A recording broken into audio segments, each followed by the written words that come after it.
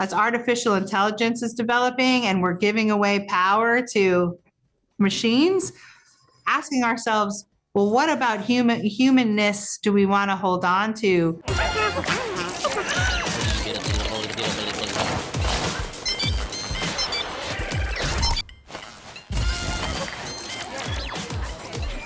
Hi, Alison. I'm Ana Manson from Infobae in Argentina. Nice to meet you. Oh, nice to meet you. Thank you. First of all, congratulations. The show is amazing. It's spectacular. I think it's a word that defines it best.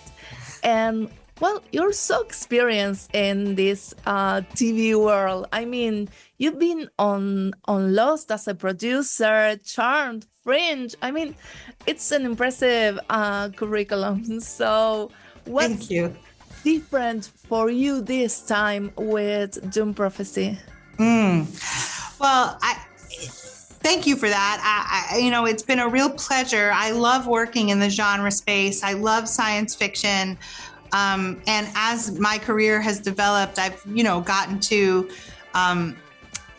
just build hopefully as many muscles as I could creatively in terms of, I believe very much in telling a story through character, at the same time as I believe in really grounded world building. And all the shows that I've worked on that have had those elements has been fascinating. And then to take on more and more responsibility and learn more about all the different aspects behind the scenes and to showrun and then to come to Dune. And I feel like the great thing about having all of that behind me is, Dune is so rich. It's so vivid. It's so detailed.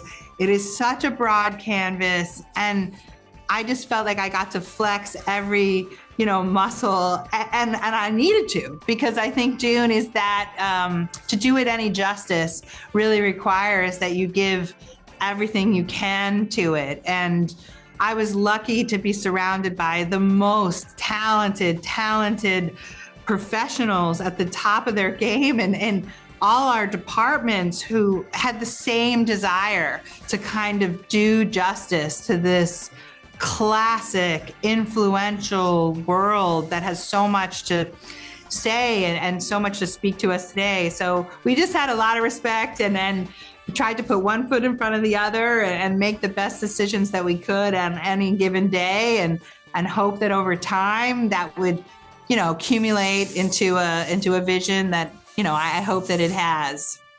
Yeah, it does. And what are the things you think this show has to tell us today? Well, I think that, Frank Herbert and then also Brian Herbert and Kevin J. Anderson, who built upon that universe and all their stories. I mean, we are asked as readers to think about, just imagine a future where power is working in ways that are both different than they are maybe today, but in ways that we recognize and what are we seeing that's visible? What is the tip of the iceberg? What is happening in the shadows?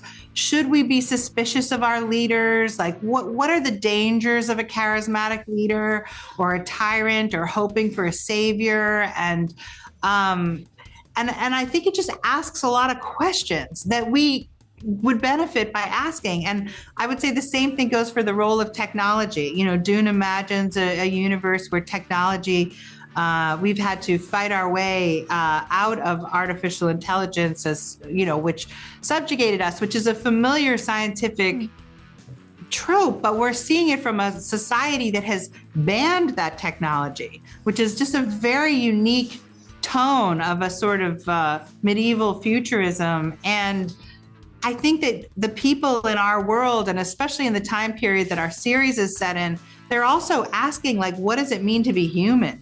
And I think that is always a really pertinent question, but especially today, as artificial intelligence is developing and we're giving away power to machines, asking ourselves, well, what about humanness do we want to hold on to? Seems like a worthy question to be asking right now. It is, and that's such an interesting answer. I mean, I want to ask you so many things, and we have so little time.